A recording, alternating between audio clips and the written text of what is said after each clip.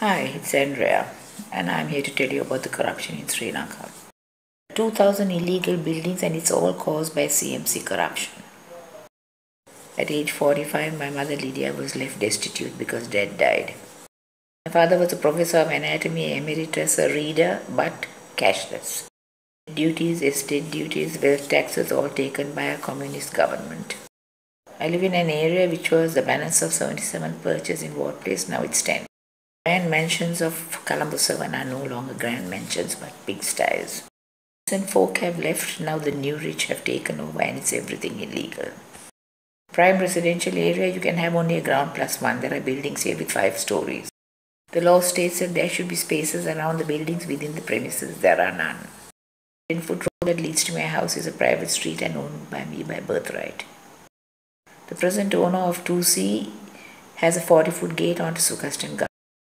Even on a private road, one cannot park one's vehicles, it has to be within your premises.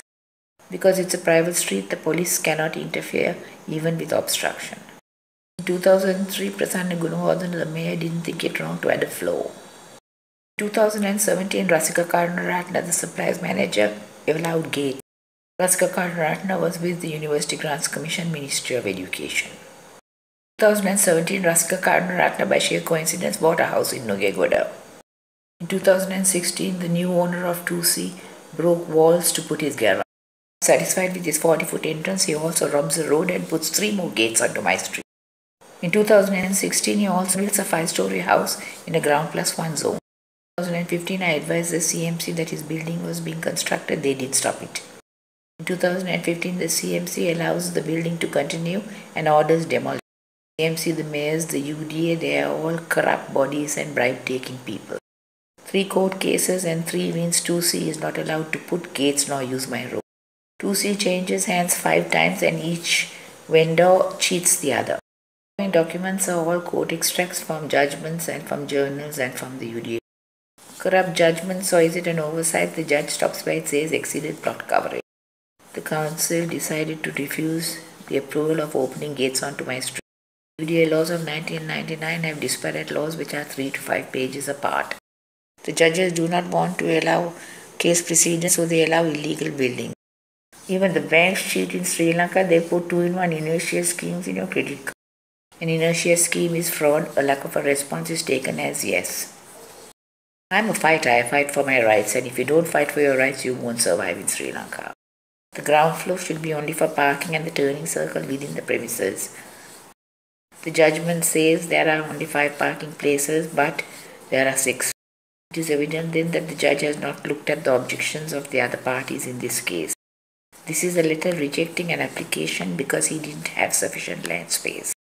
He is requested to amend his plans because he needs 20 perches to build his house.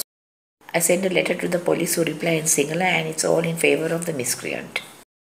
12 court cases on this page filed by the CMC, each takes 3 years. The final cost of damages is sent to the Ministry of Education and the University Grants Commission. 3 floors of the ground plus 5 are to be demolished at 2C Sukastan Gardens. The law is only a ground plus 1 in this zone, but since a ground plus 3 was allowed, it continued. This is the madness of this country. They allow 1 murder, so they allow many more. I have a building destroyed by 2C and the tenant and the assessors department say it's a business. Corruption, lunacy or bribery, it's all prevalent in the CMC. The National Bank gives loans without calling for documents of title.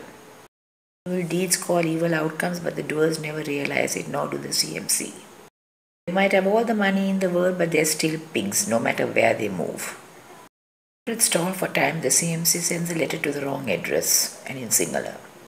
The CMC admits that there are obstructions but never considers the rights of the rightful owner. What are the rights of the owner? Is the one who pays the money to the CMC and the highest. The CMC approves 40-foot gates and then robs the roads of others to allow more. The judge admits that the parking does not exceed 5, but the plan shows 6. The judgment says no right of way for vehicular access and the CMC goes against a judgment. The CMC concedes that I had objected, but they didn't consider it. For the record, P. Ramanujan, Chairman Secretary, UDA Ministry.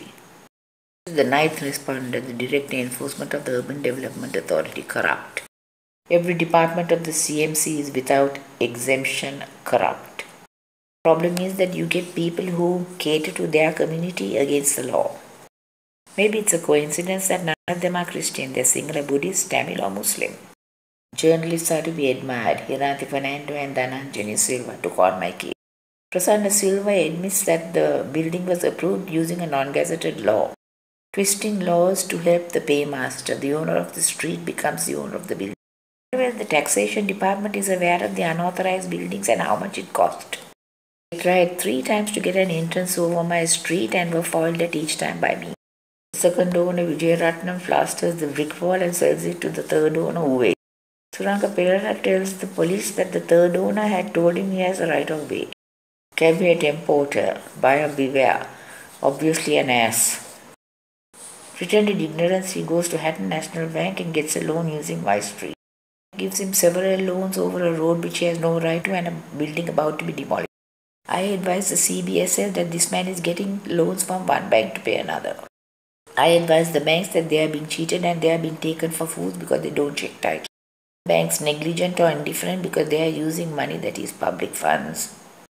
I pray, yes I pray. Why brings the man who was rejected to my house to become a tenant?